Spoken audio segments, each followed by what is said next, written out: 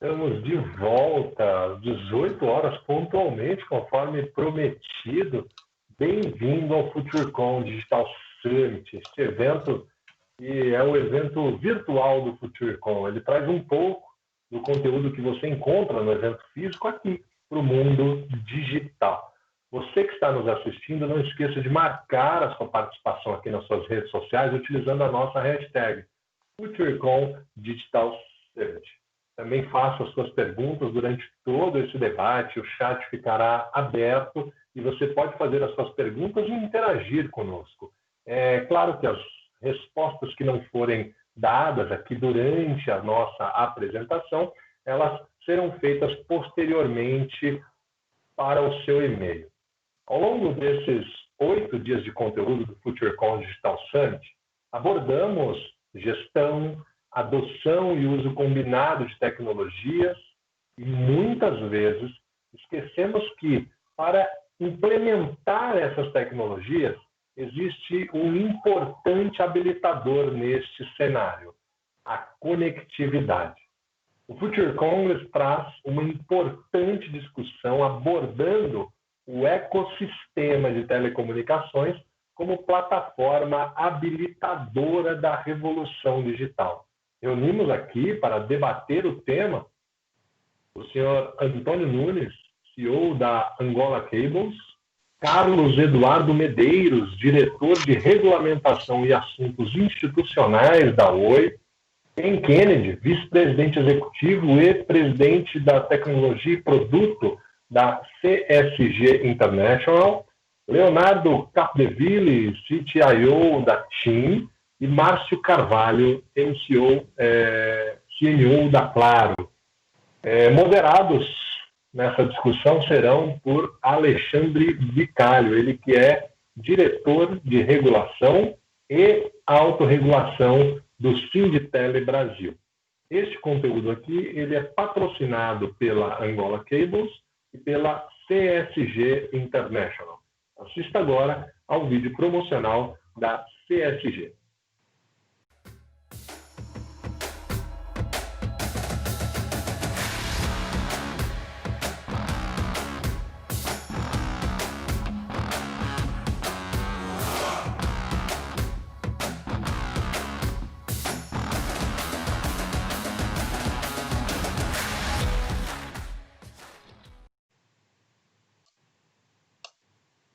Todos os painelistas sejam muito bem-vindos.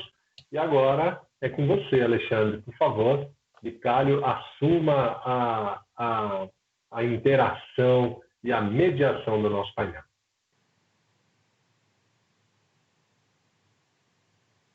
Você está no mudo, Alexandre Bicalho. Então, eu vou pedir para que, por gentileza, você... Obrigado, Luciano. Obrigado, Luciano.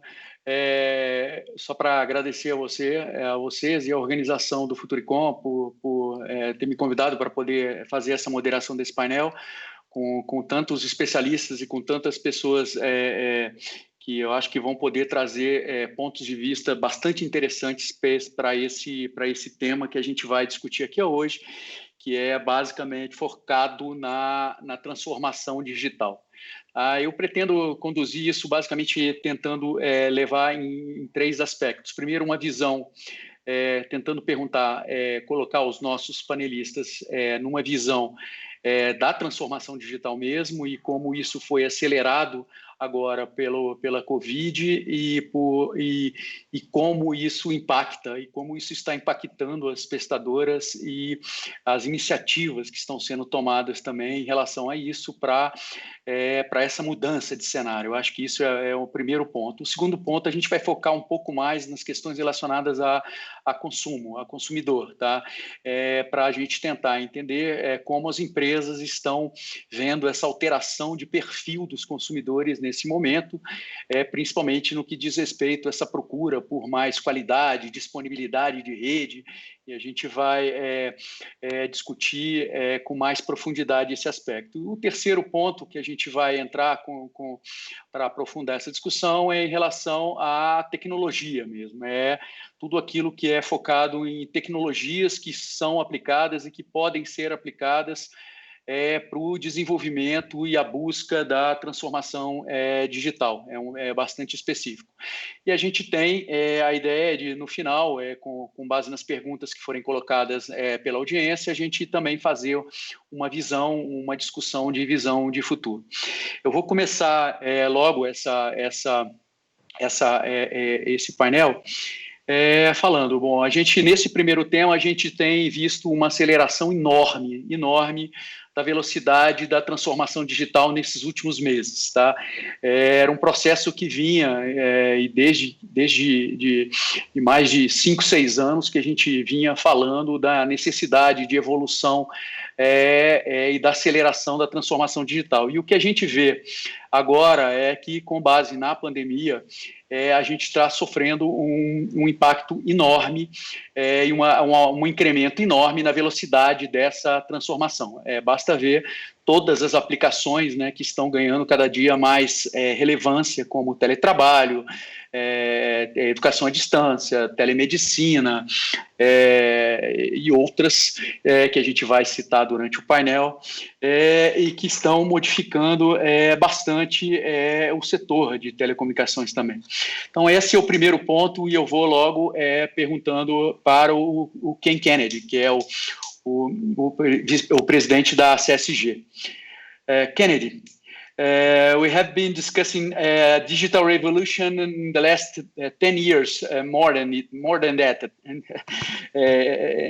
how do your company and you understand that this COVID pandemic will accelerate the digital revolution? Yeah, Bacala, thank you. Certainly, we've seen a huge acceleration due to COVID. Even prior to COVID, we saw that data traffic was on the rise and being used more heavily in all aspects of our life. And you mentioned a few of them, but communications, entertainment, education, healthcare, all of these services were becoming digitized. And what we've seen is that COVID has dramatically accelerated that trend. Just look at this conference. You know, a year ago, everyone was together in one location, and now we're doing it virtually. And in fact, the data traffic just since COVID occurred in Latin America is up 30%. And the good thing about that is that the operators had made investments that enabled them to be able to sustain this increased level of traffic. But what it also did is it really forced companies to adapt, and those that don't adapt are likely to fail. So right now, companies need to take action, and they need to think about how they reinvent their business. Because first off, this pandemic may be around for a while, but even when it subsides, you're going to see two different types of companies. There will be some companies that will blame the pandemic for their business performance, and they'll seek to restore the way they previously did business. And those companies are not going to fare well. Then you're going to see companies that thrive, and those are the companies that get stronger under stress. They're going to embrace change, they're going to invest for growth, and they're going to transform their business with an eye towards how do they digitize their business and how do they improve the customer experience. And you've seen that the business models that are thriving right now are those that have undergone a digital transformation. And so companies need to be able to engage us. The good news for this group assembled is that information communication technology firms are an essential piece of the equation. And simply put, digital used to be viewed as an option to gain competitive advantage, but today it's really required for survival. Thank you, Ken. Thank you, Ken. And in this scenario, in this new scenario, how you imagine the mobile operators are prepared or are creating some initiatives to address this acceleration on digital transformation? This is the good news is these mobile operators are well positioned. You've seen that they've been very resilient during COVID. You've seen churn down. You've seen subscriber growth up. If we just look at Latin America today, around 68% of the population has access to a mobile phone. and 80% of those subscribers are using it for mobile internet. So the first opportunity for growth is to continue to expand that. So affordability, availability, reliability, all those services are really important to make sure that you're continuing to grow that traditional business. But where there is real opportunity is to be able to innovate and grow horizontally. So bringing more digital services and gaining a bigger share of the market. So the pandemic is going to create a huge opportunities for greater digital service adoption. So businesses are closing their storefronts and they're going online. They're selling through online channels, and buyers are increasingly preferring those online buying channels. And mobile operators have an opportunity to be that storefront. They have a huge role in enabling this B2B to X model for themselves and for their customers. And they have expertise in this because they're experienced in digital partner management. They have experience with wholesale relationships, and they have reseller relationships with other CSPs. So they understand the B2B to X model. And you're also starting to see in the B2B space increased demand for services like security or cloud services. So what'll be really important is to really capitalize on this opportunity is they need to have solution flexibility. They have to have business models that are agile and can enable new and creative ways of driving business. So I think the good news for mobile operators is they're well positioned during the pandemic, and I think this is going to open up opportunities for even more growth horizontally. Great, Ken, great. Agora eu vou passar a palavra para o Cadu, da Oi, é o primeiro representante aqui das operadoras móveis que a gente vai ouvir. Cadu, após ouvir essa colocação do Ken, eu acho que as empresas de telecom aqui no Brasil, elas têm se movimentado bastante nessa preparação, né, nessa aceleração da revolução digital que já vinha acontecendo e que agora... eu queria saber de você duas coisas. Primeiro, assim, qual a visão de vocês em relação a isso? O que a Oi, especificamente, pensa, ou tem desenvolvido em relação a isso? E o que a Oi entende que são questões ainda que precisam ser resolvidas para essa aceleração da evolução não ser prejudicada? Boa noite a todos, obrigado Bicalho, obrigado à organização pelo convite para estar aqui, a FutureCom, para estar nesse evento de hoje. Bicalho, eu acho que questões que envolvem uma revolução transformacional como essa que a gente está falando, elas têm que ter um alicerce muito sólido, né? E não pode ser tratado numa questão apenas conjuntural aqui por uma pandemia, que de fato é um acelerador aqui nas questões digitais e de transformação como um todo. Eu acho que no Brasil isso vem acontecendo não só para atender a pandemia em si, nos aspectos, vamos dizer assim, sanitários e de saúde, mas também naquilo que foi a iniciativa do governo federal, por exemplo, na questão do auxílio emergencial e a bancarização, na verdade, que está por trás desse movimento. Mas, novamente, isso foi um acontecimento muito conjuntural, específico, para poder você conseguir distribuir renda no momento realmente de supressão da economia.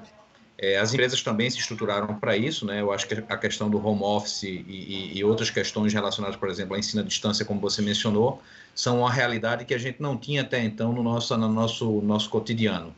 Mas voltando ao cerne da questão da sua pergunta, nós deveríamos ter aqui alguma coisa que volta alguns anos no passado e fala um pouco de estoque de infraestrutura versus crescimento do PIB. Né? O mundo como um todo vai estar passando por uma transformação, o PIB ele sai daquela economia tradicional e vai para uma economia digital, mas tudo isso tem que ter um alicerce muito forte para poder suportar, né, e tornar isso de fato perene e sustentável. Então, quando a gente fala de estoque de infraestrutura, a gente também tem que olhar o ambiente menos restritivo para poder atrair investimentos e o retorno sobre esses investimentos que vão dar esse suporte, esse chassi para esse crescimento, vamos dizer assim, de infraestrutura que vai, por sua vez, suportar toda e qualquer prestação de serviço sobre ela. E aí, quando a gente fala de Brasil, fala de setor, antes de falar especificamente de qualquer questão relacionada à Oi, né, mas eu acho que a gente deve falar aqui numa visão mais setorial, A gente começa, talvez, falando sobre as barreiras de entrada que a gente tem para a população como um todo acessar essa infraestrutura.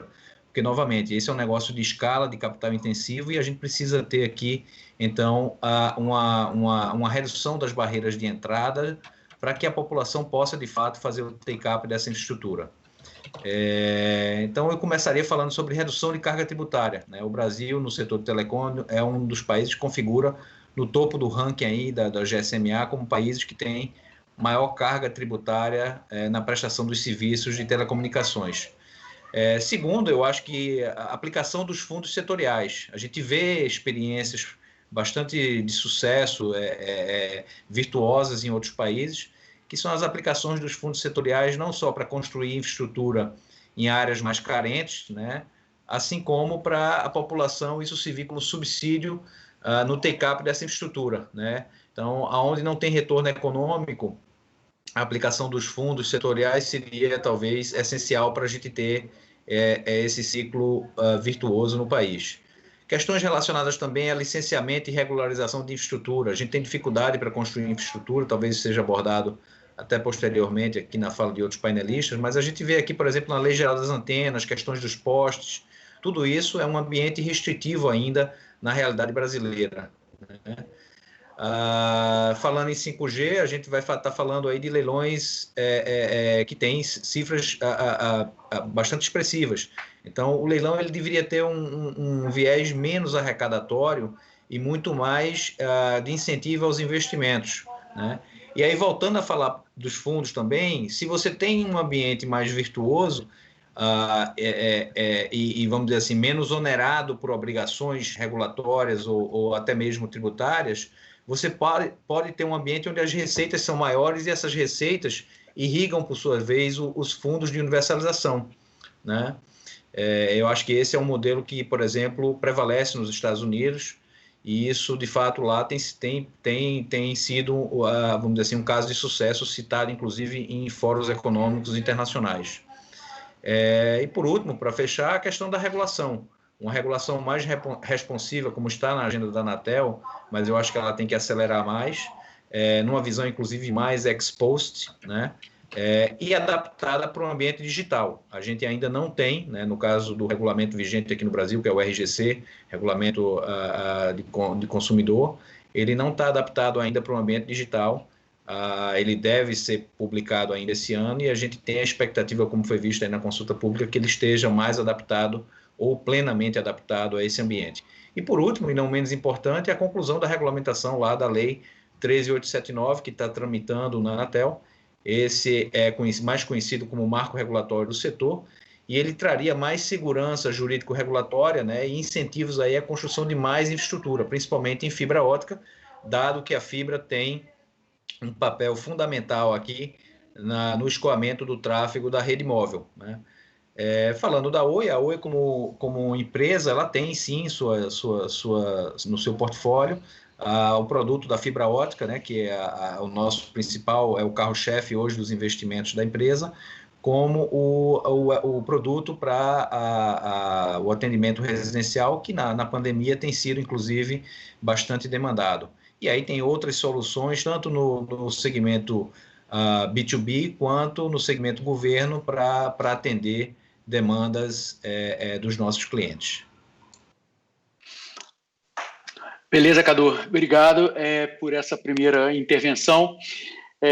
Eu acho que a gente tem realmente uma dificuldade enorme aqui no Brasil ainda de convencer os agentes políticos e os governamentais dessa necessidade de rever a política tributária aqui no Brasil. É uma coisa que a gente já vem falando há muito tempo, mas que agora, eu acho que nesse cenário a gente consegue deixar isso muito mais claro quando a gente precisa atender a populações que não têm condições realmente de fazer contratação e pagar tributos tão altos num serviço tão essencial nesse momento.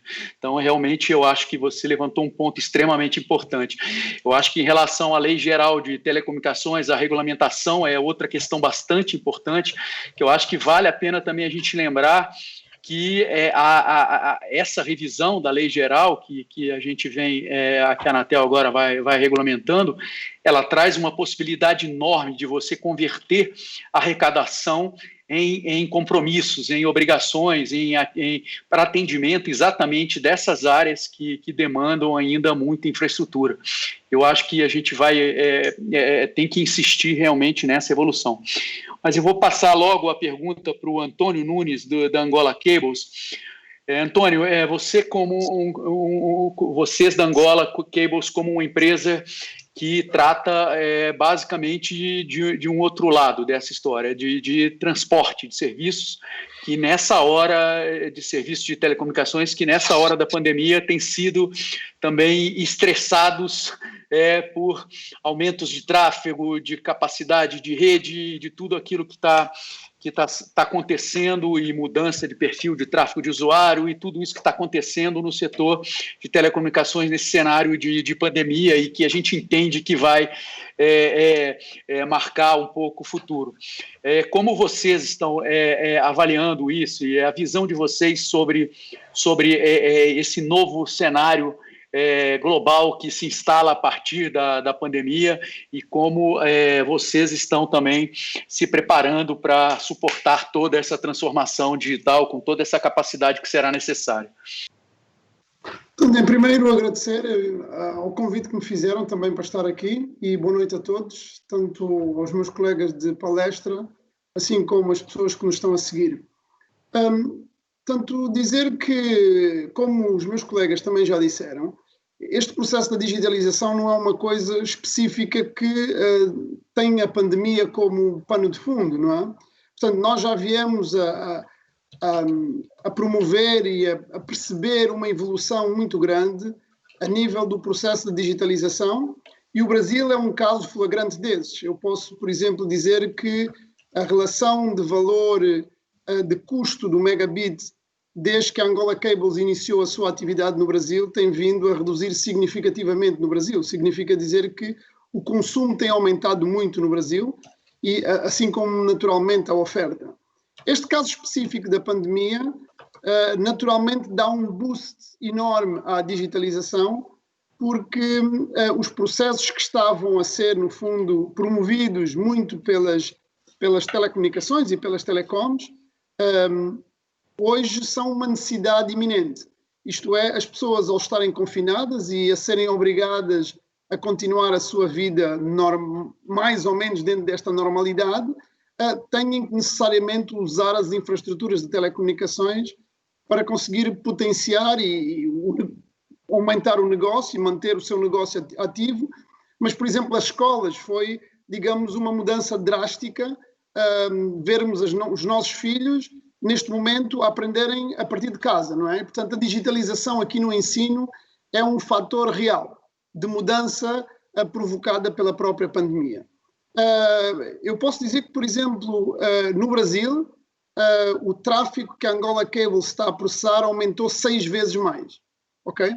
Portanto, é efetivamente brutal o aumento da capacidade de consumo que nós tivemos dentro da nossa infraestrutura de rede. Em África, o processo de aumento foi mais ou menos 2 vezes, ok? E a nível global, nós andamos mais ou menos 3 vezes o aumento do tráfego global dentro da nossa rede. Portanto, sem dúvida absoluta alguma, que a forma como nós iremos manter os negócios a funcionar serão muito mais digitais.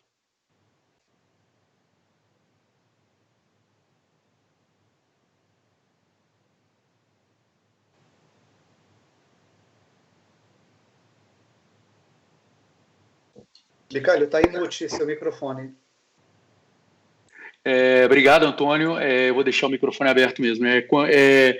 Esses números que você apresentou agora de tráfego, de aumento de tráfego, são impressionantes, né? A gente imaginar que em pouco tempo, né, em poucos meses, a gente teria tido um aumento de tráfego nas redes de transporte, no backbone, backhaul, cabos submarinos, da ordem de 6 vezes. E o que impressiona é que, apesar de todo esse aumento de tráfego, a gente ainda não teve nenhum tipo de dificuldade operacional, nenhum tipo de problema para atender todo esse crescimento da demanda. Nesse sentido, eu queria passar a bola para o Capdeville, exatamente para ele falar um pouco disso, qual foi a estratégia, qual foi a estratégia que tinha sido adotada em termos de crescimento ou de avaliação de crescimento de redes que suportou toda essa demanda e agora tudo continua funcionando. E qual a expectativa de vocês para os próximos tempos aí de transformação digital? Obrigado, Bicalho. Boa noite a todos. Um prazer estar aqui. Obrigado aí pelo FutureCom, pelo convite. Primeiro, eu acho que teve um choque, um susto para todo mundo, né? Eu posso aí destacar o que a gente viveu aí em 3 etapas. Primeiro, a questão interna, depois os nossos consumidores e depois o que a gente começou a perceber na sociedade. Então, internamente, eu me lembro que a gente tomou a decisão de fechar os escritórios no dia 16 de março e uma semana depois a gente tinha 95% dos nossos 10 mil funcionários operando já remotamente. E aí o que chama a atenção é isso, mas como é que a gente conseguiu fazer isso? Com qual infraestrutura e com qual ferramenta? A verdade é que, de certa maneira, a infraestrutura e a ferramenta já existia. E a pergunta seguinte era por que a gente não usava? Então, muita gente se assustou com a facilidade, com a oportunidade. Tiveram áreas que chegaram a reportar que tinham, inclusive, melhorado as suas entregas, os seus KPIs. E o que foi interessante, até foi a ambiente de um artigo do nosso CEO, é que ele falava sobre a questão da coragem digital. Então, uma coisa que teve aí nesse processo de aprendizado é que, de certa maneira, e eu já tinha ouvido isso anteriormente, muito da digitalização ela era mais lenta, não por conta de não ter a ferramenta ou a infraestrutura, mas pela existência de uma cultura que ainda amarrava muito a gente nos processos antigos. Na hora que a necessidade entrou por uma porta, a cultura teve que sair pela outra. E aí a gente, de fato, conseguiu acelerar e a gente viu que havia um mundo de oportunidades utilizando ferramentas, insisto, e infraestrutura que já existiam. Depois, do ponto de vista dos nossos consumidores, a gente percebeu 2 movimentos interessantes. Primeiro, a gente observou a migração óbvia geográfica, né? A gente viu o tráfego sair dos centros das cidades, das áreas comerciais, indo para as áreas mais residenciais, e também uma mudança no perfil de uso. Não só no perfil de uso dos aplicativos de mobilidade começaram a dar vazão para aplicativos de streaming. A gente viu um crescimento enorme em toda essa parte das ferramentas colaborativas, Zoom, Teams, Google, etc. e tal. Mas a gente observou que como os nossos assinantes passaram a ficar mais fixo e em casa, houve um aumento muito grande na rede Wi-Fi, na rede fixa. Na rede móvel, o interessante é que não é que ela diminuiu, mas ela não cresceu. Porque, à medida que algumas pessoas que tinham acesso à rede fixa passaram a usar mais Wi-Fi, aquelas pessoas que tinham apenas o acesso via mobilidade, via rede móvel, começaram a usar de uma forma mais intensiva o móvel. Então, o tráfego inteiro da rede subiu, com essa mudança geográfica, mas nós vimos um incremento no Wi-Fi, e no caso da mobilidade, a gente viu uma redução do número de pessoas que usavam a rede móvel, mas aquelas que usavam passaram a usar com mais intensidade. E para isso a gente teve que preparar alguns ajustes na rede. Diminuir a latência para permitir que funcionasse melhor as ferramentas de streaming, de interação, fazer esse deslocamento da capacidade para essas novas áreas de hotspot que passou a ser na periferia, nas áreas mais residenciais. Mas eu diria que, de certa maneira, as redes se comportaram muito bem e isso foi uma surpresa muito positiva, eu acho que para as operadoras e também para os consumidores. Existem desafios? Um monte. Mas a gente pode ver como que telecom, de fato, é um motor importante para essa nova transformação. E aí vem o terceiro aspecto, que é o ponto da sociedade. Telecom, de certa maneira, durante muito tempo foi visto Primeiro, como um artigo de luxo, né? Quem lembra aí dos primeiros celulares que chegavam a custar $10 mil e era um artigo que era dado para pouquíssimas pessoas na sociedade, até a gente vir agora para a massificação, mas muitas vezes ainda era interpretado como algo adicional e não essencial, e a gente viu uma inversão completa nesse cenário, onde de fato o telecom começa a ser vista como algo não só necessário, mas essencial para que o país tenha a sua produtividade garantida. E um dos efeitos que eu posso destacar dessa nova visão é que o Ministério da Economia ele abriu uma série de ciclos falando sobre como que o Brasil deveria se preparar do ponto de vista de infraestrutura para os próximos anos. E lá tinha a cidade conectada, tinha a parte de saneamento, a parte de energia, mas o primeiro tema que abriu esse ciclo de discussão, e eu tive a oportunidade de participar, foi sobre telecom. Então, o Ministério da Economia já começa a observar a telecom como um dos motores mais importantes para que o Brasil consiga ter a produtividade e consiga endereçar uma série dos temas que hoje ele tem como desafio. E aí eu me recordo de um estudo que o Ministério da Economia fez recentemente, nós vamos entrar mais tarde no 5G, mas que foi citado nesse debate, aonde somente com o ganho de produtividade aguardado no Brasil até 2035 com o 5G, o Ministério da Economia destaca um ganho de 249 bilhões de reais no Brasil em ganho de produtividade. O que é mais surpreendente nessa conta é que no estudo do Ministério da Economia, só 20 bilhões tem a ver com o setor de TIC. Ou seja, é a prova reconhecida de que telecom é de fato um fator impulsionador, não somente para as telcos, para os fornecedores que estão nesse ecossistema, mas para todo mundo que está ao redor.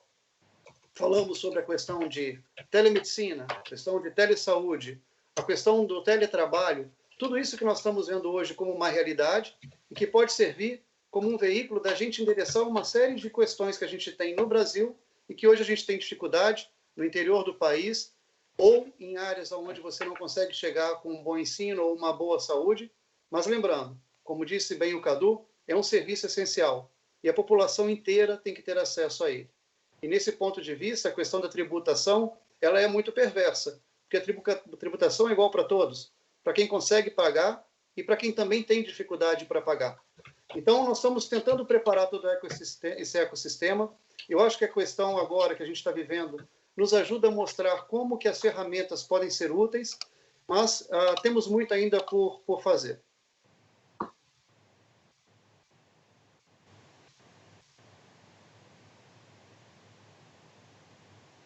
Tá mudo, Bicário, desculpa.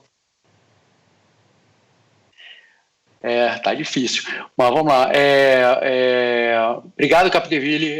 Vou passar logo a palavra para o Márcio da Claro, para também fazer alguns comentários nesse primeiro bloco aqui sobre a aceleração da transformação digital.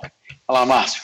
Bom, boa noite a todos aí, obrigado pelo convite ao pessoal da FutureCom, prazer estar com todos vocês aqui, compartilhando um pouco do que temos todos nós, acho que, aprendido nesse período, né, Vicálio? Concordo com muita coisa que foi falada aqui, foi um período muito abrupto e intensivo de adaptação a um cenário que realmente era muito distinto de tudo que se podia imaginar e até pela simultaneidade de estar acontecendo no mundo todo. E essa alteração e essa necessidade de se adaptar a ela, colocando realmente o nosso serviço e as nossas redes no ápice, aí, no centro dessa crise como um todo. E junto com a essencialidade que muito se falou aqui, vem essa questão toda do padrão de exigência. Hoje as nossas redes têm que estar performando todo o tempo, atividades essenciais da sociedade estão passando por elas, e qualquer momento que a gente tenha de indisponibilidade significa que alguém não está deixando de trabalhar ou a criança está deixando de ir para a escola. Então, realmente, o nível de exigência em cima da rede do serviço aumentou muito. E acho que o lado bom dessa moeda é exatamente o que você falou, de que está tudo funcionando muito bem, a gente segue evoluindo, trabalhando muito em conjunto com todos os nossos fornecedores de tecnologia, ampliando capacidade dia e noite, tentando lidar com esse novo normal, com o novo uso dos aplicativos de colaboração, de vídeo, que estão realmente muito intensivos. levando entretenimento para casa das pessoas também, né? Tem muita coisa diferente acontecendo na indústria de entretenimento. Ontem mesmo teve uma transmissão, uma partida de futebol gradativamente voltando, e essa questão toda dos direitos fazendo com que uma transmissão na internet de um jogo estadual tenha realmente um impacto muito grande nas redes. E isso tudo eu acho que é o momento de estar com sensibilidade máxima ligada, entendendo todas as alterações, entendendo todos os impactos que esse vírus está trazendo para a questão da saúde e para a questão da economia, e ajudar o Brasil a fazer todas essas reflexões importantes de como fazer da tecnologia, do digital, realmente um habilitador para a transformação da sociedade, corrigindo uma série de distorções que nós ainda temos, né? Falamos bastante da questão de impostos, das dificuldades de infraestrutura.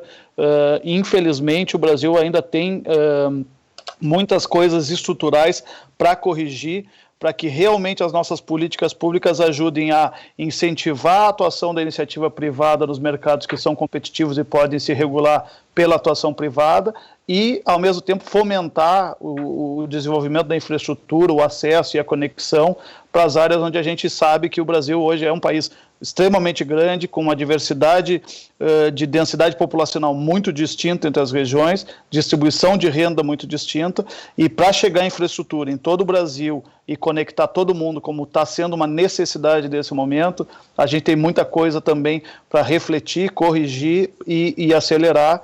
E falamos também aqui que todas essas evoluções, os novos ciclos de investimento de tecnologia, os novos leilões, são oportunidades da gente ir corrigindo essas políticas públicas e ir direcionando o país realmente para acelerar a digitalização da economia como um todo.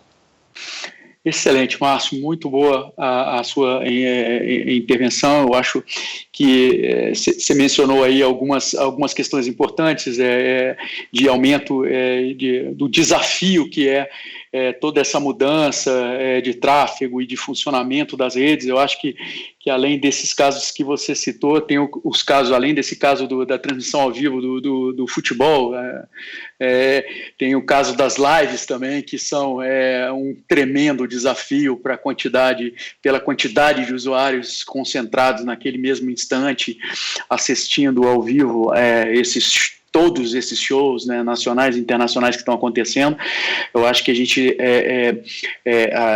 por enquanto tem um bocado para comemorar, mas esses desafios são bastante importantes. Acho que principalmente esse também, que foi mencionado tanto pelo Cadu como por você, em relação ao uso dos fundos. A gente sabe que existem uma série de projetos tramitando agora no Congresso, alguns relacionados à Covid, alguns relacionados até de antes da Covid, para permitir a utilização dos fundos nesses projetos de ampliação de banda larga, de atendimento a essas áreas com menor interesse econômico. Eu acho que é um bom momento também para a gente vender essas ideias, mostrar a necessidade, que não tem sentido, né? Já foram pelos números que a gente tem no CIND, já foram mais de 20 bilhões arrecadados só com FUST, e o que foi aplicado disso até agora é zero, praticamente zero. Tá? Então, é muito boa essa sua colocação. Eu vou passar para o segundo bloco, já que a gente está andando bem. Eu vou passar para o segundo bloco, o segundo conjunto de perguntas, com foco um pouco mais no consumidor. E aí eu gostaria só para introduzir o assunto, falar que as prestadoras, de forma geral, isso eu queria ouvir o comentário também, e vocês explorarem um pouco mais. Foi mencionado algumas iniciativas aí de regulação responsiva, de autorregulação, que a gente que as prestadoras vêm desenvolvendo bastante em relação a isso, e essas iniciativas, elas são muito focadas, inicialmente, pelo menos, em relação às obrigações relacionadas aos consumidores. Como vocês sabem, essas questões de atendimento, cobrança, foram bastante impactantes no setor de telecomunicações até o momento em relação aos consumidores. A gente está vendo uma mudança grande nisso agora, começa a mudar o foco dos usuários para uma questão maior de qualidade e até de disponibilidade do acesso, começa a existir uma cobrança pela existência do serviço em alguns lugares ainda onde ainda não existem, o que faz a gente imaginar que os fundos vão acabar sendo mais essenciais ainda nessas áreas, para atendimento dessas áreas. Mas eu queria começar com quem está com uma pergunta bastante focada de quais são, eu vou fazer ela em inglês, Ken, considering the importance of the customer experience in this new world, this new scenario, what can you see as a good initiatives or solutions in the market to address this new consumer, the new student, the new worker at home, and all these new consumers from telecom? Yeah, thank you. It's a great question, because as more people are working from home, as more people are online, they're being conditioned to interact through digital channels. And so for all service providers, it used to be that you differentiated your service on price, and that's no longer the case. Clearly, there's a need to provide a level of customer performance and satisfaction in terms of the operational capabilities, but where a lot of operators and service providers are differentiating themselves is in how they interact with that customer. And I'll provide a couple of great examples of how that's being done well. First off, it starts with making sure that you can optimize every customer interaction. So one way to do that is to automate the different customer journeys. So you can automate the process of customer acquisition, or you can automate the process of trouble resolution, or you can automate the process of how you send them a bill and collect money. And that's really called customer journey mapping, and being able to define what are those customer journeys and make sure that you can optimize that particular journey. But what goes hand in hand with that is customer journey orchestration. And what that is basically understanding and enabling real-time interactions. So when a customer interacts with you, you can lead them through the proper journey. You can orchestrate how you communicate with them across multiple channels.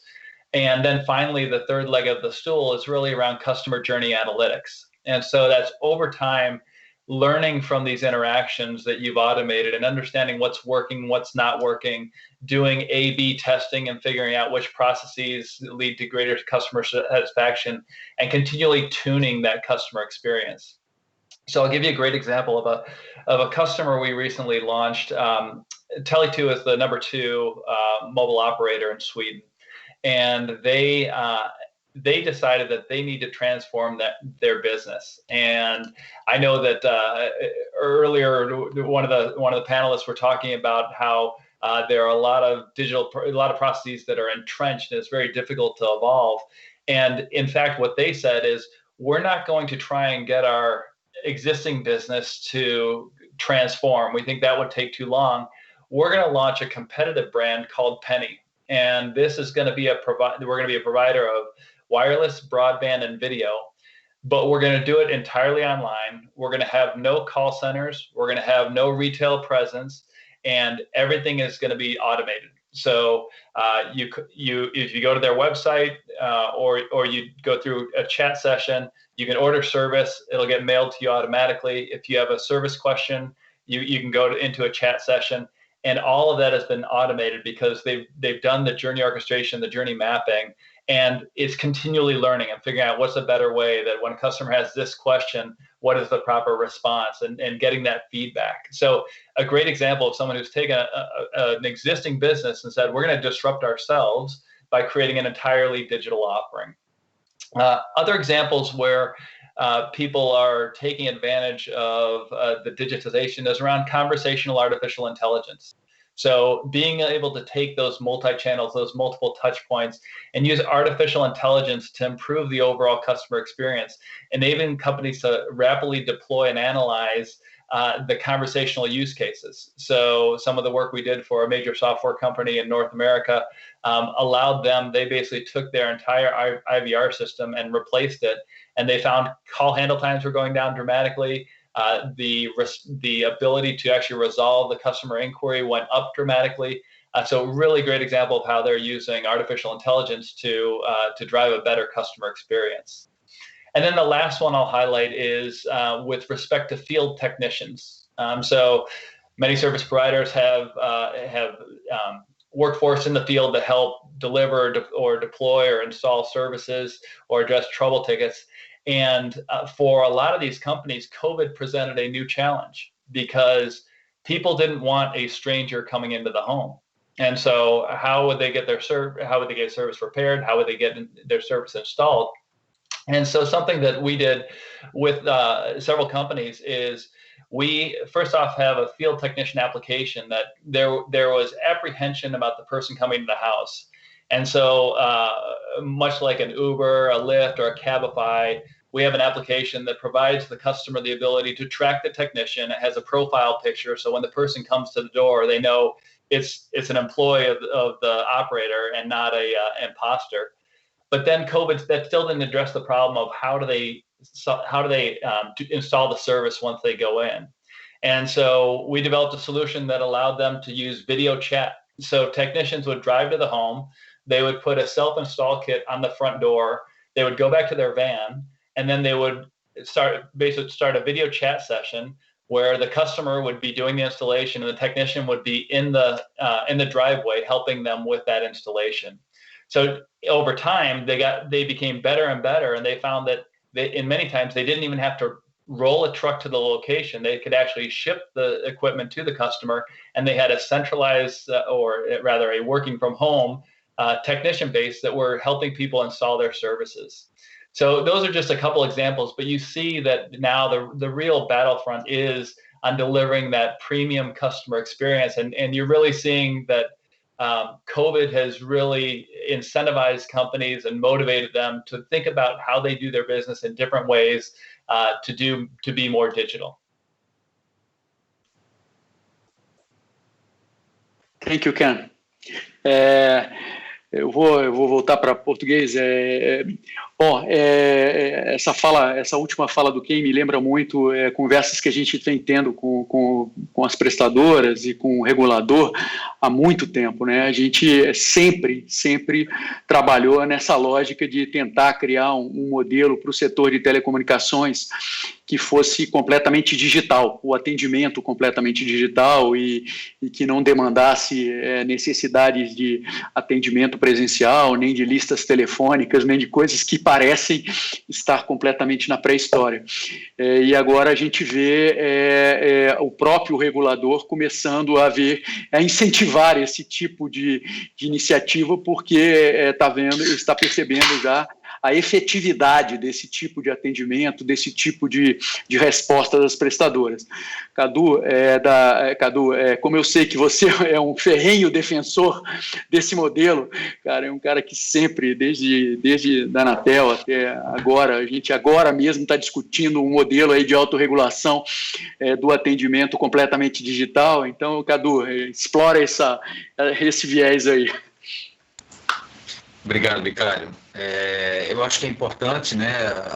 Eu vou tentar trazer aqui elementos para exatamente enriquecer a discussão, mas assim, no bloco anterior a gente falou sobre uma parte do ecossistema, né, para essa revolução digital. Falamos sobre questões de infraestrutura, atração de investimentos, a questão econômico-financeira, o take-up dessa infraestrutura, as questões de segurança jurídico-regulatórias, mas aí quando a gente vai para dizer, tá bom, tudo isso aconteceu, vamos supor que tudo isso... a gente amanhece segunda-feira e está tudo isso feito e preparado. Então, assim, qual que é o próximo passo? Eu acho que o Capdeville comentou aí um evento no Ministério da Economia que eu acho que é importante talvez a gente explorar até através aqui do viés de uma das secretarias que compõem esse ministério, que é a Secretaria especial de desburocratização, gestão e governo digital. Eu acho que é uma proposta, de fato, que existe, né, nessa direção. Ela vai ter o desafio, obviamente, de trazer resultados concretos e desenvolver novas competências aí no setor público que pavimentem uma modernização administrativa e a desburocratização de fato, né, bem como a digitalização da máquina pública. Onde é que eu quero chegar com isso? Eu quero chegar eu acredito, pelo menos, né, que na visão empresas, clientes, ou seja, no ambiente privado, as coisas vão meio que se autorregular, as relações vão se dar de tal forma que quem oferecer o melhor aplicativo, a melhor solução fim a fim, a melhor forma de entrega, né, a gente nunca comprou tanto pelo meio digital e através de aplicativos como a gente está comprando agora durante a pandemia. Só que tem uma outra parte, vamos dizer assim, atrás, que aí essa, de fato, é o que viabiliza tudo e pode, inclusive, acelerar e garantir essa transformação e essa revolução digital. Eu vou esclarecer um pouco mais onde é que eu estou querendo chegar com isso. São questões relacionadas ao eGov, né? Acho que o melhor exemplo que a gente tem hoje está na comunidade europeia, ali na Estônia, Suécia, nesses países, né? Eles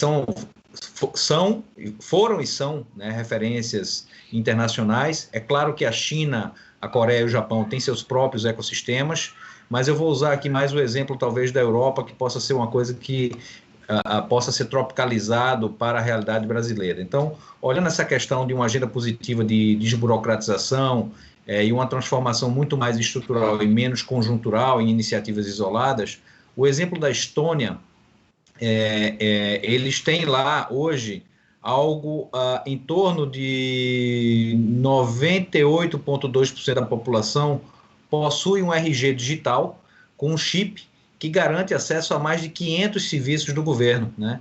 E isso tudo traz um impacto no final do dia no PIB e nas reduções, né? Aqui eu tive a curiosidade de pesquisar um pouco sobre isso e trazer aqui para o debate, mas assim, existe um estudo da OCDE na Europa onde fala que o custo dos encargos administrativos é em média de 3 a 4% do PIB. E uma redução de 25% desses encargos administrativos permitiria um aumento do PIB na comunidade europeia, obviamente, de 1,1% no curto prazo, podendo chegar a 1,4% no longo prazo. Ora, o que é que precisa fazer, então, né? Fazer, de fato, a simplificação, né, desses encargos sobre as empresas, né? Não estou me referindo aqui única e exclusivamente ao setor de telecom, acho que isso é válido para todos os segmentos da economia, mas essa supressão das exigências desnecessárias traz permite, né, uma aceleração dos objetivos das empresas para melhorar a vida das próprias empresas, mas principalmente da relação dela tanto com o Estado quanto com os seus clientes, né, com a sociedade em geral. Então, esse é um ponto que o Brasil, ele também precisa, ele dá sinais que quer ir, mas ele precisa, de fato, concretizar, materializar isso, né? E isso requer, obviamente, um conjunto de mudanças que envolvem a legislação vigente, mudanças na tributação, novamente, né? Que tudo isso, de fato, são impeditivos para a gente fazer essa transformação, mas tem exemplos aqui como esse, né? Que a gente vê, e aí tem uma frase lá no caso ainda da Estônia, que eles disseram que com a digitalização eles conseguiram poupar 2% do PIB do país. É muito expressivo isso. Então, essa eu acho que é uma realidade que o Brasil tem que colocar na pauta, né? Tem que perseguir com afinco. E aí eu quis trazer esse exemplo aqui para exatamente a gente falar, quando você fala em revolução, tem que ser uma revolução, novamente, não pode ser uma coisa conjuntural, tem que ser uma coisa aí que a gente pense os próximos 20, 30 anos nessa direção. Excelente, muito bom, Cadu, muito boa. E a impressão que eu tenho é de que, apesar dos esforços do governo, a gente tem visto principalmente no Ministério da Economia, antigo planejamento também, a gente tem visto muitos esforços de tentar coordenar essa questão do atendimento ao cidadão. mas é bastante complicado quando, bom, a gente sabe toda a dificuldade de fazer qualquer iniciativa coordenada a nível nacional aqui no Brasil. A gente está vendo agora o reflexo disso, inclusive, durante a pandemia. E essa questão da coordenação, né, de você ter a simplificação dos processos e a coordenação para facilitar o acesso do consumidor, que senão não adianta, né? Não é só no governo, é de uma forma mais generalizada mesmo na sociedade. Então isso é uma coisa que a gente já vê o governo tentando fazer alguns esforços nos últimos anos, mas mesmo assim ainda os resultados ainda são bem modestos, né? Bom, eu vou passar agora para o Antônio Nunes, da Angola Cables, para que ele também possa explorar um pouco essa visão de atendimento. A gente sabe que Angola Cables trabalha mais no atacado, não é diretamente relacionando com consumidor final, só em menor escala, mas era importante a gente saber também como é que está o perfil, como é que os seus clientes, os seus estão vendo essa mudança toda. Olha, eu antes de responder à pergunta direta que me está a fazer, gostaria também de dar aqui alguns inputs relativamente ao exemplo, por exemplo, que o Candu acabou de dar sobre a Estónia. Comparar a Estónia com o Brasil é um bocado, digamos, pesado, não é? Porque a Estónia é uma coisa pequenina, com uma sociedade relativamente desenvolvida, e o Brasil é um continente, não é? Eu refiro-me, por exemplo, ao Brasil e comparo muito o Brasil com a situação africana. Naturalmente que estou de acordo com os meus colegas de painel quando, para desenvolver o ecossistema digital, é preciso toda esta amplitude, não é? Mas tudo isto tem a sua fase, tudo isto tem o seu período e penso que uma das situações que o Brasil está a passar, que é muito similar, por exemplo, à situação de Angola ainda, e muitos países africanos, é uma situação ainda de capacitarmos a infraestrutura da rede para que a digitalização possa ser operacionalizada, não é? E, portanto, como já foi há bocado dito também, o Brasil ainda tem muitos problemas, como foi dito, com os impostos, com o próprio desenvolvimento e o custo da infraestrutura, que a nível de um país que é continental é relativamente pesado, não é? E, portanto, só depois disto acontecer é que nós podemos ter então o ecossistema a funcionar, porque é preciso que as infraestruturas estejam prontas, é preciso que as pessoas estejam capazes de usar estas infraestruturas e depois, naturalmente, que as leis têm que estar apropriadas à situação, que é algo que, por exemplo, na Europa está perfeitamente regulamentada e já em muitos países asiáticos o e-government é algo que trouxe muita eficiência às operacionalizações dos próprios Estados e dos próprios governos, mas é preciso também que as pessoas que estão a controlar isto tenham a capacidade de o fazer e a preparação para o fazer. Portanto, eu penso que isto ainda vai levar um timing nos países emergentes e países com escala como o Brasil, que possam, para tornarmos e chegarmos no fundo a esta fase da verdadeira digitalização das economias.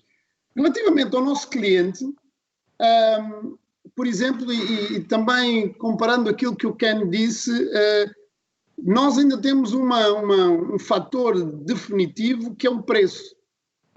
Isto é, no Brasil e em África, um dos primeiros items em que o nosso cliente olha é o preço.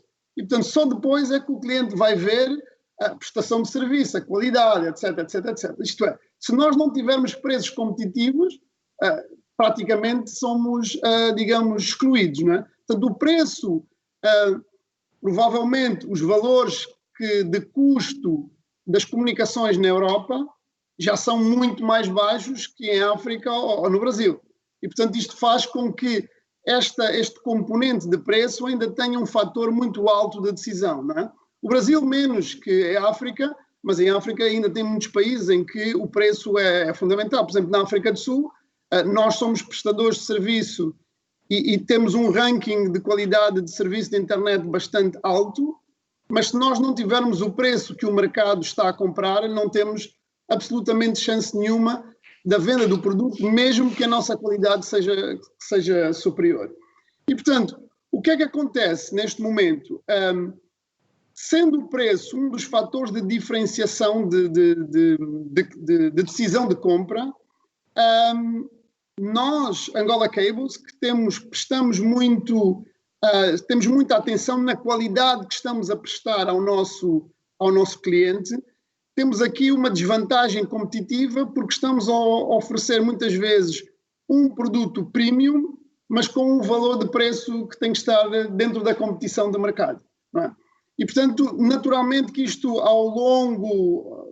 a médio e longo prazo vai-se diferenciando e, naturalmente, quem oferece um produto de qualidade passa a ter um valor diferenciador. Portanto, a partir do momento em que o cliente, mesmo os nossos clientes que são ISPs e outros operadores, a partir do momento em que eles percebam que eles próprios têm ganho nesta diferenciação, depois as coisas vão-se aceitando mais e, portanto, temos aqui uma possibilidade de termos clientes mais garantidos a longo prazo do que provavelmente outros. Mas ainda é o preço um fator bastante diferenciador no fator de compra ou não compra.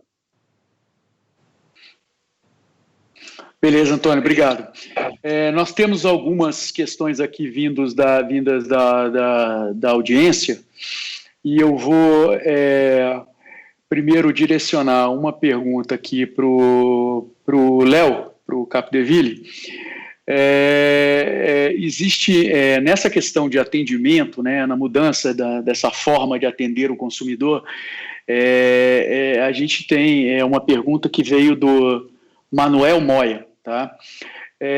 Como as empresas estão trabalhando para continuar vendendo dispositivos em lojas, considerando que as lojas, como é que as empresas estão trabalhando essa venda de dispositivos e instalação de dispositivos, considerando que as lojas, os shopping centers estão fechados e principalmente também que o atendimento residencial das demandas, como mencionado aí pelo Ken também, sofre com essa questão da pandemia. Bom, primeiro a gente teve uma migração de fluxo para o comércio eletrônico, né, para o e-commerce ou para o comércio online. E aí é interessante, a gente está falando muito da infraestrutura de telecom, mas eu acho que talvez uma outra infraestrutura que sofreu muito aí com esse aumento de demanda foi a infraestrutura de logística do país, né? A gente acaba vendo como é que as coisas estão entrelaçadas. Então, com o fechamento dos pontos físicos, a migração natural foi as pessoas recorrerem à compra pela internet. Só que aí se esbarrou em outro problema, que é justamente essa logística de entrega. E aí a gente vai vendo como é que determinados pontos no Brasil a gente ainda tem gargalos que precisam ser vencidos. Seguramente, se a gente tivesse uma logística fim a fim funcionando mais adequadamente, talvez esse crescimento tivesse sido maior do que o que a gente de fato viu. Sobre as lojas, a gente já começou a reabertura de algumas, seguindo todos os protocolos que o Ministério e as prefeituras estão hoje direcionando. E uma coisa que a gente fez foi criar um modelo de agendamento. Então, as pessoas poderem agendar o horário que ela vai ser atendida na loja para evitar que haja concentração fora ou dentro da loja. Então, todo esse padrão de consumo, a gente teve que ir adequando ele de acordo com essa realidade. Uma outra coisa também que nós lançamos foi o que nós chamamos de Naked SIM Card. Para você ter uma ideia, hoje nós temos cerca de 300 mil pontos de venda de SIM Card, mas usualmente quando você ia comprar um SIM Card era para ter uma linha pré-pago. A gente instituiu um sistema digital onde, ao comprar esse SIM Card nesses 300 mil pontos, uma grande parte deles continuou aberta porque eram vendas de SIM Card em lojas de serviços essenciais, como padaria, supermercado, etc. E aí, ali, o cliente comprando o SIM Card, ele podia não só ser um pré-pago, como era usual, mas também se tornar um cliente que a gente chama de controle ou de pós-pago. Então, a gente teve que ir adequando uma série de mecanismos internos na operadora para poder atender o cliente naquele canal que estava disponível, direcionando ele para o canal digital ou abrindo novas possibilidades para o cliente ficar sempre, na maior parte do tempo, assistido. Mas, de novo, muitas vezes a gente lança uma ideia, mas você acaba tendo aí um comprometimento por outras unidades ou por outras áreas que você enfrenta gargalo, como o caso da logística, né? A gente viu aí o Correios com uma longa fila de espera, com atraso na entrega, etc. e tal. Também natural, porque eles também sofreram, pela parte da pandemia, algumas restrições e tiveram que readequar os seus processos. Mas eu acho que é um ponto interessante depois a gente entender como que a gente tem que reagir toda vez que alguma parte da cadeia sofre um estresse de demanda. É interessante observar que no Brasil a gente tem visto a adoção do Black Friday, sendo que no último, me parece que o comércio eletrônico, inclusive, superou a venda de Natal. Então, esses testes de estresse vão levando ao aperfeiçoamento dessa logística do canal eletrônico, mas também da entrega da mercadoria. Então, acho que tem um processo de aprendizado. E com tudo isso, eu acho que a gente vai crescendo como país e descobrindo novas oportunidades e novos canais. Se fala muito sobre a questão do novo normal, todo mundo tenta enxergar como vai ser o pós-pandemia, e é difícil, mas seguramente uma série de ferramentas, processos e oportunidades que a gente descobriu agora por necessidade vão virar depois recorrente quando a situação começar a se normalizar. A gente vê isso na ocupação de prédios. Dificilmente as pessoas vão voltar, todas elas, para os mesmos escritórios, com a mesma carga horária, com os mesmos períodos do dia. Então, deve haver aí algum tipo de mudança. E aí a gente vai aprendendo, à medida que esse retorno vai acontecendo, por exemplo, qual é o canal que o cliente vai adotar. Então, muitas vezes o cliente ele ia numa loja física por desconhecimento ou porque os outros canais não estavam tão aptos a suportar ele como a gente teve que fazer agora durante esse período. Então, talvez o novo normal traga aí algumas surpresas no sentido de também o cliente aprender a como usar melhor o canal digital. Muito bom, Léo. Cara, eu acho que é isso. No fundo, eu acho que o que a gente está discutindo aqui é uma oportunidade de aprendizado de como melhorar e fazer funcionar melhor o relacionamento com os clientes utilizando os meios digitais. Eu acho que isso é o melhor recado. Eu achei incrível também essa solução que o Ken apresentou aí do atendimento remoto, mas quase presencial com o usuário por meio da própria tecnologia. Isso é que eu acho que é importante, é que a gente, as prestadoras, né, as teles que estão no setor altamente tecnológico, né, possam explorar mais mesmo essas iniciativas tecnológicas e tornar cada vez mais o atendimento mais e mais digital.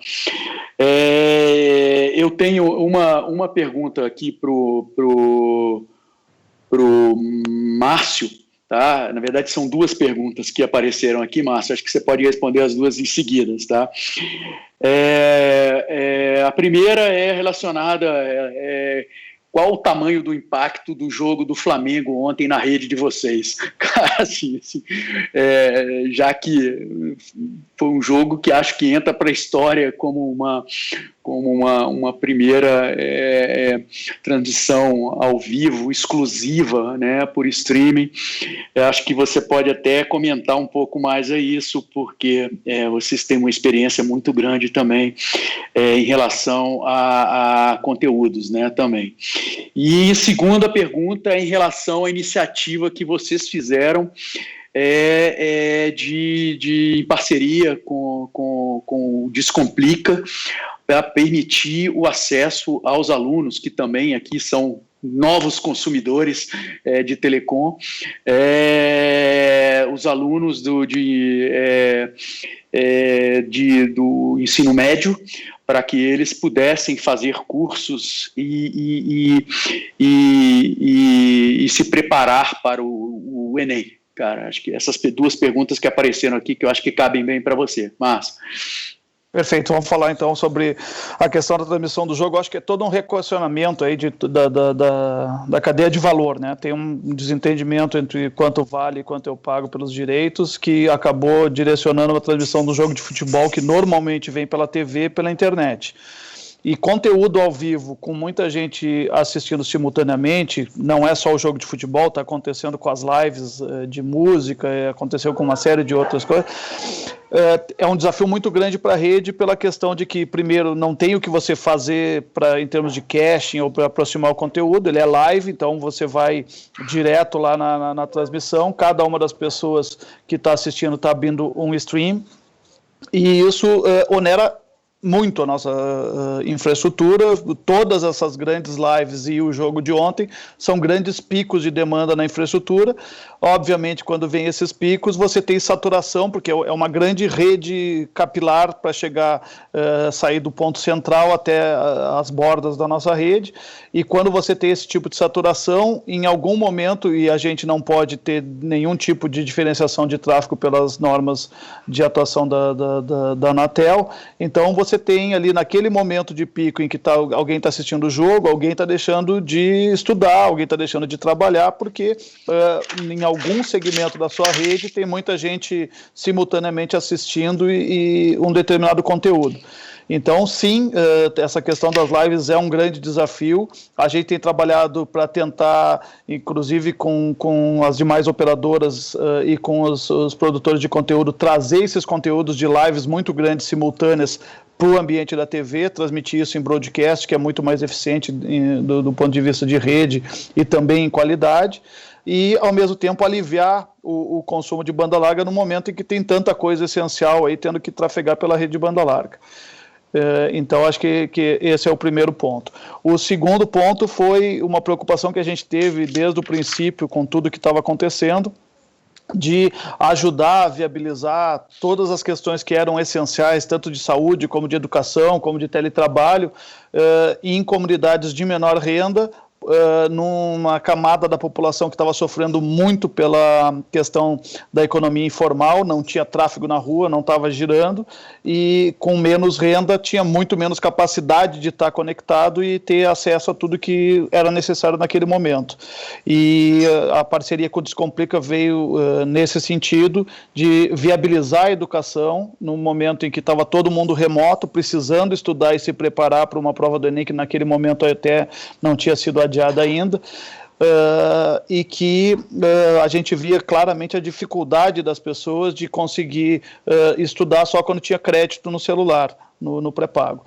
Então, a partir do momento que a gente fez a parceria, tanto os planos diários, como semanais, como mensais, o cliente, ao estar com um plano de pré-pago da Claro hoje, tem acesso ilimitado e pode estudar à vontade sem se preocupar com o crédito do celular, e é uma forma, eu acho, de estar junto com toda a população brasileira, com quem está mais passando por necessidade nesse momento que é tão complexo. Para quem, por um lado, tem essa dificuldade da renda, por outro lado, tinha toda a questão também dos pequenos e médios empreendedores, eu acho que é outra iniciativa que vale citar, era um outro público de pequenos negócios que estava tendo muita dificuldade para girar por conta da falta de tráfego e falta de geração de consumo, e a gente procurou fazer um hub do bem e girar e conscientizar as pessoas para consumir localmente, consumir do pequeno e ajudar esses pequenos negócios a realmente enfrentar toda essa crise, e quando a gente conseguir voltar ao normal,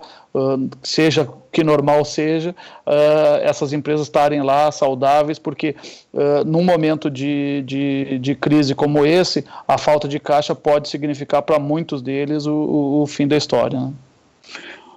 Muito bom. Eu acho que essa iniciativa de vocês, ela se soma a inúmeras outras das outras operadoras. A gente no Sind, Telebrasil, a gente tem colecionado e agrupado essas iniciativas todas em documentos que a gente circula, tanto para a Anatel como para outros grupos de governo também, e esse documento já está com mais de 30 páginas. Assim, a gente começou com uma coisa totalmente pequena, mas é impressionante a quantidade, a diversidade de iniciativas que as prestadoras têm feito para endereçar essas demandas de setores específicos. A gente lembra de vários sites com zero rating, vários sites, inclusive o de auxílio emergencial, para não consumir a franquia dos usuários. Eu acho que tem muita coisa legal que está sendo feita e que realmente precisa ser divulgada, e acho que a resposta também para a audiência aqui foi super boa. A gente tem uma pergunta, antes da gente passar para o último bloco, A gente tem uma pergunta aqui do senhor José Antônio Dias. Tá? É uma pergunta, eu vou ler rapidinho. Primeiro, ele concorda com o que o senhor Antônio Nunes está falando, ressalta que é tudo muito verdadeiro, e que se nós olharmos para o Brasil, é isso aí mesmo, o pré-pago domina e o modelo de negócio aqui é muito complicado. Eu vou passar essa pergunta para o Cadu da Oi, que eu acho que é uma pessoa que pode ajudar com essa resposta, mas ele basicamente pergunta como vocês olham um modelo de negócio com esse nível de clientes com ticket médio tão baixo. A resposta óbvia é tem muita coisa para ser feita em termos de uso de fundo, de uso de outros recursos, mas eu queria dirigir essa pergunta para o Cadu da Oi, e aí a gente entra no tema do 5G.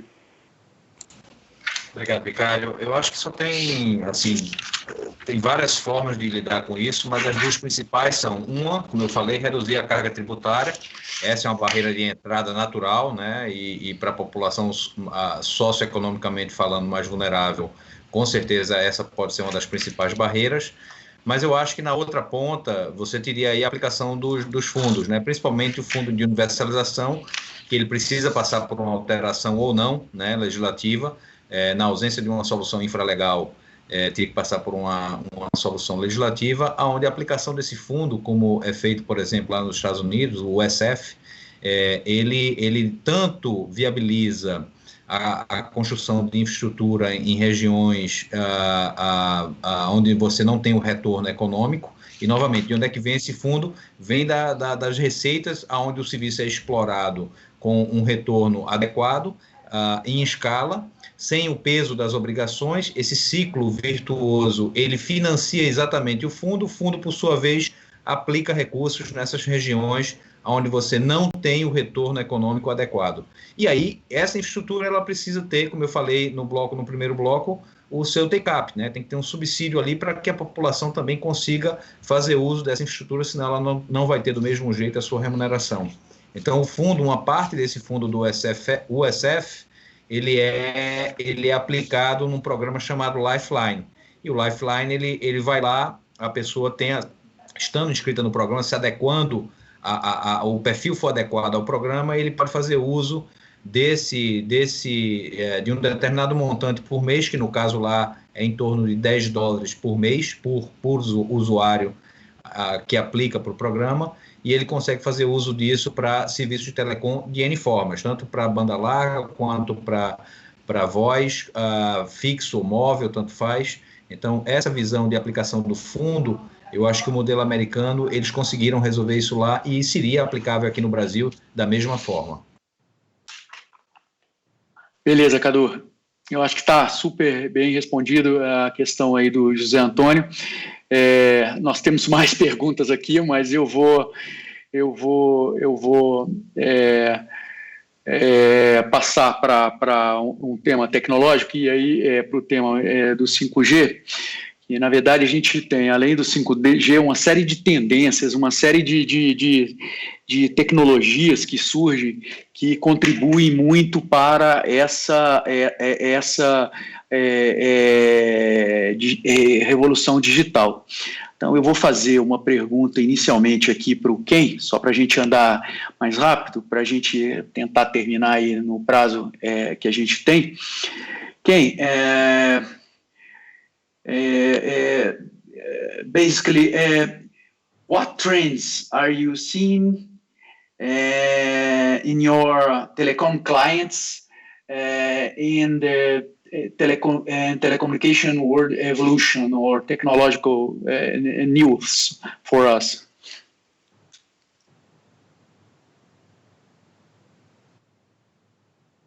You are with open mic, please.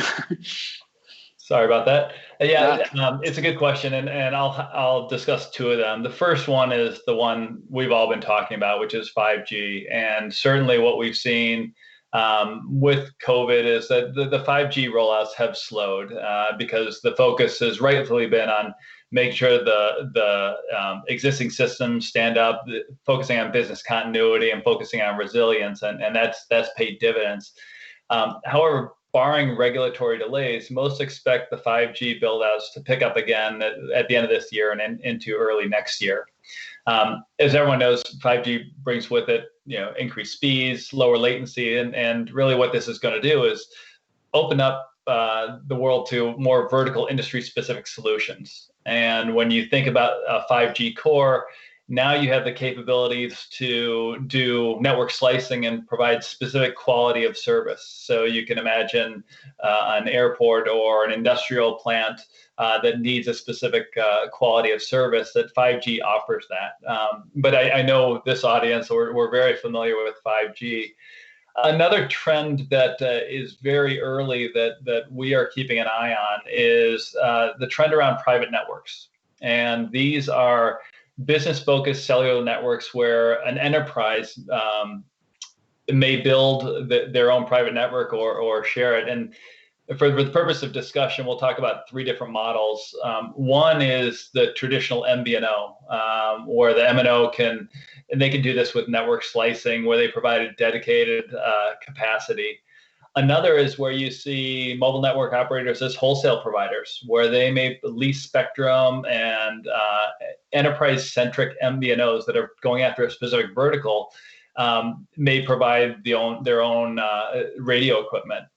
And then there is the threat that there is scenarios where MNOs don't play a role. And this is where an enterprise or third-party solution provider builds their own network and perhaps their own spectrum that they've acquired separately. So it's a threat and an opportunity, but it's a new model that is starting to gain traction, and you're seeing governments get involved now. Where an example is in Germany, the government has dedicated some prime 5G spectrum to enterprise verticals, so MNOs won't have access to that. You see examples of Mercedes-Benz has done this in Germany. Air France, KLM has done it. Heathrow Airport has their own managed data service. And in Brazil, Electro has a private LTE network for utility smart grid and smart metering. So there's an opportunity here, but also a threat here as you see private networks becoming increasingly more prevalent. And it's going to open up new business models, and there's MNOs can play a big role in it, or they may be replaced by third parties.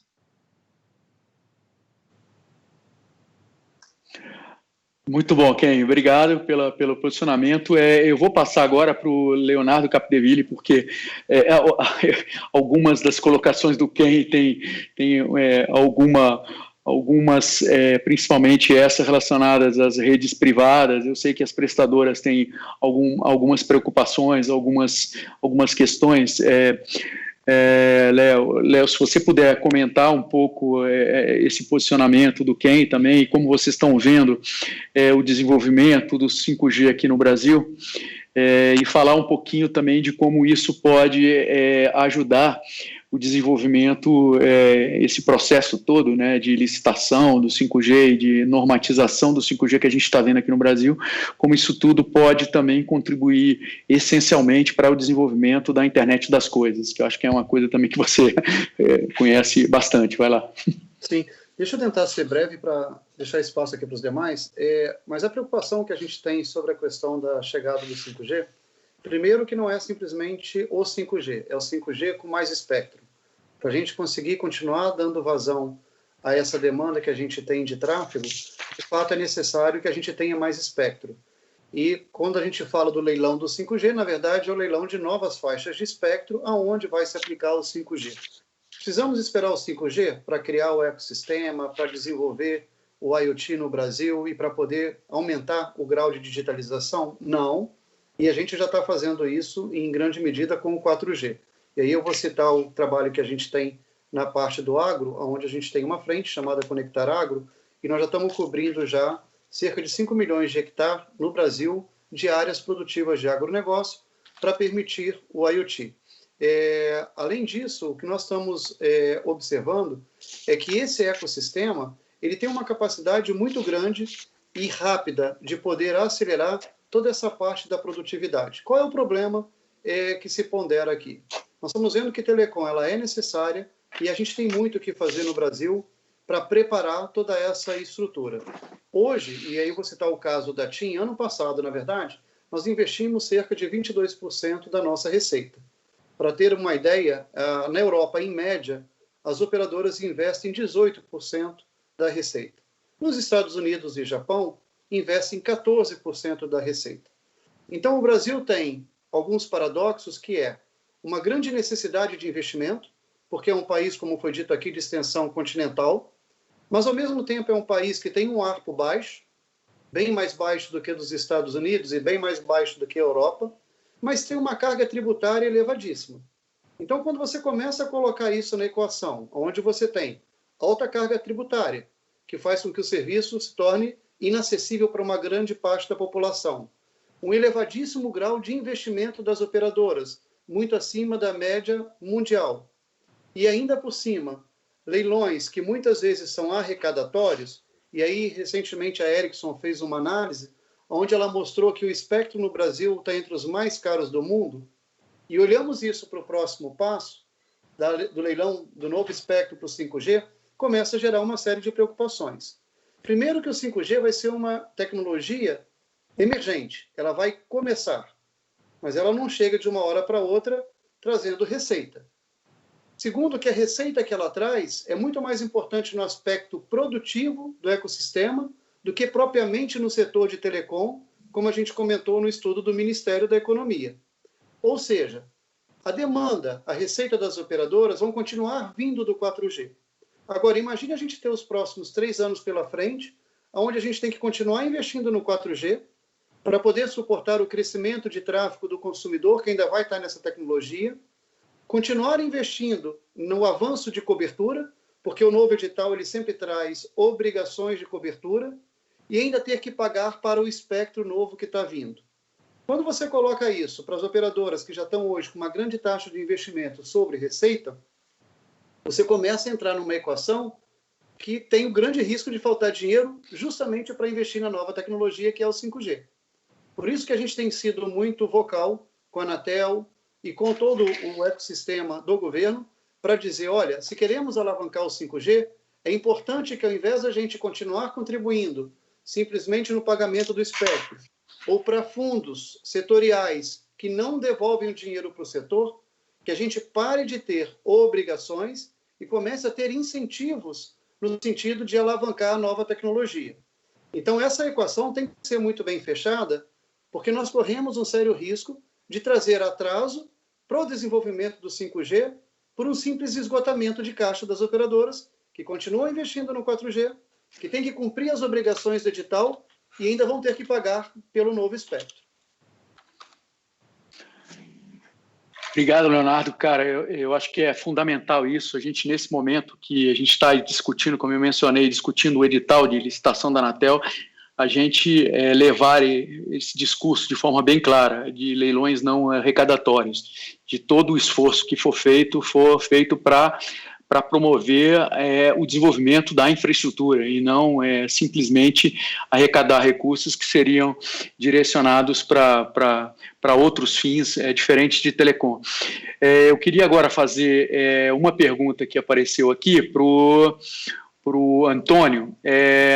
Antônio, o senhor Názaro de Brito faz uma pergunta aqui, que as lives serão recorrentes no novo normal, como melhorar a qualidade de infraestrutura, como fazer chegar a grande capacidade ofertada por empresas como a Angola Cables ao utilizador final. Digamos, essa pergunta para nós para mim é relativamente complexa, porque nós não entregamos tráfego diretamente ao nosso cliente final. Portanto, nós entregamos às operadoras que, por sua vez, têm os eyeballs e fazem essa entrega ao cliente final. De qualquer forma, o que é que nós fazemos é estarmos constantemente a otimizar toda a nossa infraestrutura para que quando as comunicações cheguem ao operador que depois tem a última milha de entrega ao cliente final, elas sejam suficientemente robustas e eficientes para que o cliente final tenha uma qualidade de serviço adequada. Mas eu queria aproveitar que já estou a falar e queria dar aqui um complemento ali ao que o Cabo Vil disse, que é muito interessante, e eu estou plenamente de acordo com ele, e que é o seguinte, relativamente à tecnologia em si. Na minha opinião, isto tudo tem a ver com o processo de sustentabilidade das operadoras.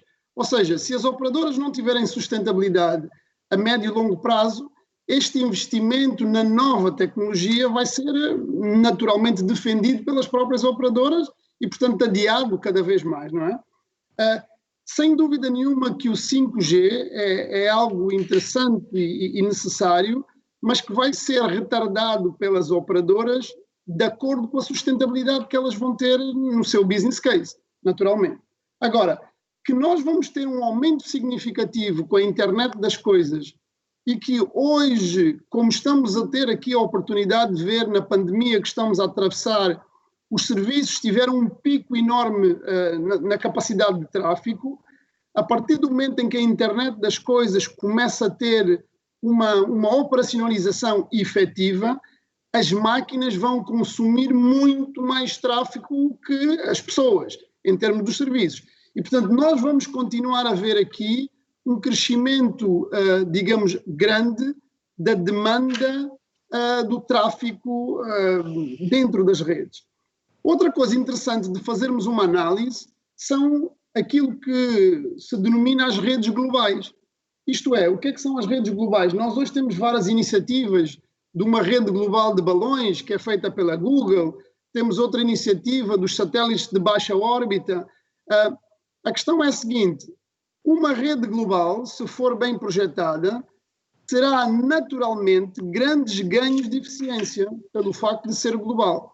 E, portanto, isto para os operadores vai ser novamente um grande desafio, porque se existirem redes globais capazes de darem um throughput de capacidade local eficiente, os operadores começam a ter aqui um grande desafio na sua própria sustentabilidade. Okay? Naturalmente que estas redes globais têm outra questão, que é a questão da soberania e a questão da autonomia local de cada uma das redes, mas o que é certo é que, devido ao facto das tecnologias estarem a avançar de uma forma muito rápida e eficiente, é naturalmente uma das possibilidades que vem do ponto de vista de infraestruturas para o futuro. Excelente, Antônio, muito boa. As suas colocações também. Eu vou fazer agora uma última pergunta que vai tanto para o Márcio como para o Cadu, para a gente poder conseguir atender o timing aqui do painel. Como o Antônio acabou de mencionar, a questão da sustentabilidade, o que parece muito importante nesse momento é que a gente ainda tem uma série de coisas, uma série de iniciativas que precisam acontecer para que uma eventual licitação do 5G traga modelos sustentáveis para a implementação do 5G.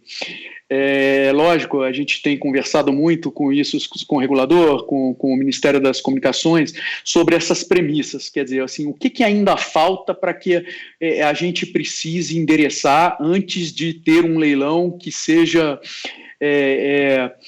possível de ser avaliado pelas emprestadoras de forma mais concreta e tenha uma adesão realmente como a gente espera e uma implantação boa, acelerada do 5G. O que ainda falta? Quais são aquelas pendências, aquelas premissas que ainda não foram atingidas ainda? Vai lá, Márcio primeiro. Bom, eu acho que falamos bastante aqui de alguns pilares, né? Tem que ser sustentável, tem que ser equilibrado, tem que ser isonômico e tem que fomentar investimento, qualidade e cobertura, né? O 5G é mais uma jornada, está iniciando e vai requerer muito investimento, né? E para que essa roda do investimento gire, o modelo de negócio tem que estar sustentável, tem que estar tendo a geração correta aí de valor para o negócio. E fora isso tem que se obedecer o ciclo natural da tecnologia também, né? A gente não adianta forçar a equação da tecnologia quando a adoção de 5G também vai passar pelos consumidores, pela compra de smartphones, e a gente sabe que tem a curva de escala e de decréscimo de custo da tecnologia aí que tem que ser respeitada. Mas independente de tudo isso, eu acho que o comprometimento do setor tá na mesa. A gente hoje, inclusive, está fazendo um anúncio anúncio muito importante de a chegada e início de comercialização dos primeiros smartphones compatíveis com 5G no Brasil. A Claro está anunciando também, desde já, que vai ter uma rede 5G, inclusive operando a partir de agora nas frequências do 4.5G, então no espectro que já está alocado. Depois vem o leilão, depois vai aumentar mais capacidade com o espectro novo, mas lembrando que são frequências mais altas, que vão requerer mais infraestrutura, mais antenas, e é um processo gradativo de investimento e de chegada até o Brasil. Então a gente acredita muito nesse investimento sustentado, gradativo, que pegue carona em tudo que vem sendo feito. A gente vem implantando o 4.5G desde 2017 aqui no Brasil, tem uma cobertura hoje muito forte na tecnologia 4.5G, e com essa nova tecnologia do 5G DSS, que permite você ativar o 5G já nas frequências que estão aí alocadas, já tem ganhos, e a gente começa essa caminhada a partir de agora.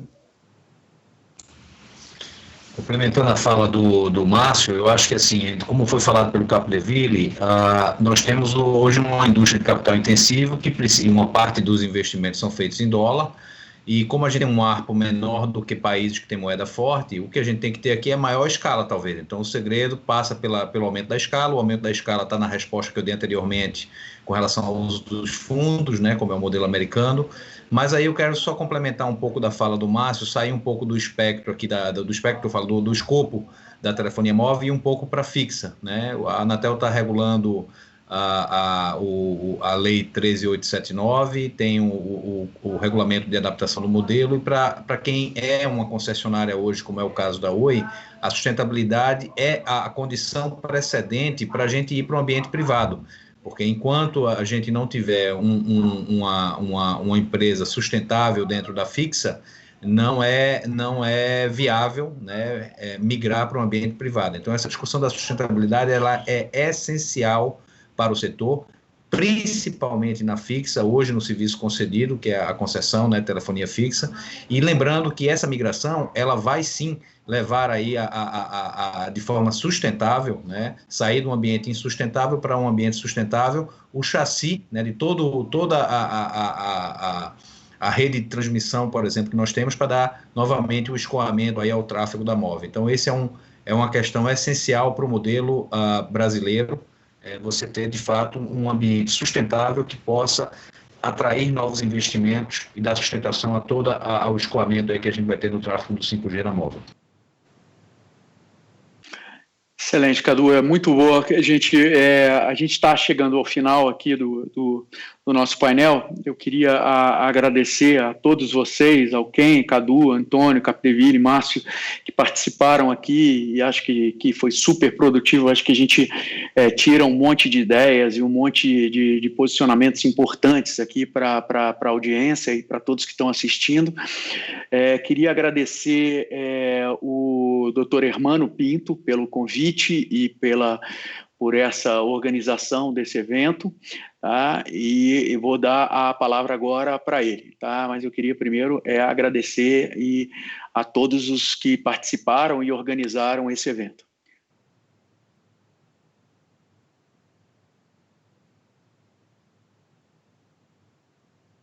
Hermano, seu microfone está fechado. Desculpa. Vamos lá, boa noite a todos. É um prazer estar aqui com vocês mais uma vez. O meu amigo Capdeville, o Antônio, que a gente fez uma live, o Márcio, que a gente se conhece há tanto tempo, o Cadu, e thank you, Ken, for being with us. Yeah? E, Bicalho, muito obrigado por ter moderado esse excelente painel. E hoje nós estamos encerrando aqui esses 8 dias de transmissão. E eu fiz questão, pedi para a Stephanie e para o Luciano me liberarem aqui para fazer um agradecimento especial para vocês. Aqui estamos fechando com chave de ouro. E muito obrigado, efetivamente, por esse excelente fechamento, essa discussão muito rica que nós tivemos aqui. Muito obrigado a todos e foi um prazerzão estar com vocês aqui. Obrigado, prazer nosso. Obrigado, boa noite. Boa noite, gente. Muito obrigado. Boa noite. Boa noite a todos. Vou fazer mas agora agradeço toda a audiência aqui que está conosco. Realmente é É muito legal. Todo esse tempão que a gente passou aqui, realmente, muito obrigado por todos vocês terem acompanhado. E como afirma o matemático e pensador Nassim Taleb, nunca antes enxergamos a incerteza como algo tão presente em nossas vidas, mas fundamentalmente necessária para a nossa evolução e o desenvolvimento da nossa resistência ao imponderável. Então, esses desafios todos que a gente está tendo, né, esse conceito do antifrágil, é a base da inovação, da transformação e da tecnologia que compõe o ambiente do FutureCon, que nos unem presencialmente ao longo dessas 22 edições, que daqui a pouquinho estamos todos juntos, digamos, nos saudando, não sei se com abraços ou com apertos de mão, mas todos juntos lá no São Paulo Expo. Foi a tecnologia a protagonista de todos esses debates, cases e apresentações que nós tivemos nessas 2 últimas semanas de FutureCon Digital Summit. A tecnologia ela é indispensável nesse mundo novo e em constante transformação, né? E em que a transmissão de todas essas informações e conteúdos se deve a essa mesma tecnologia que nos permite conectar e que nos permitiu conectar durante esses 8 dias a mais de 11 mil pessoas de todas as regiões do Brasil e de várias localidades do mundo, de 4 continentes. Foram aproximadamente 30 horas de conteúdos preparados e apresentados por mais de 100 profissionais, representantes de empresas, associações, prestadores de serviço, de diferentes vertentes e segmentos da economia brasileira. Um verdadeiro ecossistema que reuniu a indústria, que reuniu os consumidores, que reuniu os provedores, todo um conjunto de pessoas que fazem desse mundo realmente, como a gente brinca, uma cachaça que a gente não consegue se largar. O primeiro FutureCon Digital Summit, o mundo além da pandemia, totalmente online e gratuito, só foi possível porque teve especialmente você. Muito obrigado por sua presença. Muitíssimo obrigado pela presença constante e parceria. Obrigado aos nossos patrocinadores pelo apoio. Obrigado à Informa Markets Brasil por tornar essa empreitada possível com as ferramentas que disponibilizamos. E apesar de ser digital, esse evento foi feito por pessoas que idealizaram e concretizaram esses 8 dias de conteúdo e interação. Portanto, agora eu quero que vocês conheçam a equipe FutureCon. Pessoal, apareçam aí na tela para que a gente possa saudar todo mundo. Obrigado a todos e até a próxima. Obrigado e até. Muito obrigado a todos e voltamos com lives do FutureCon Digital e muito mais. Tchau, tchau.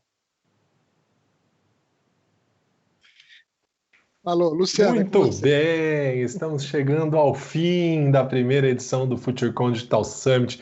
Muito obrigado, Hermano, obrigado, equipe do FutureCon.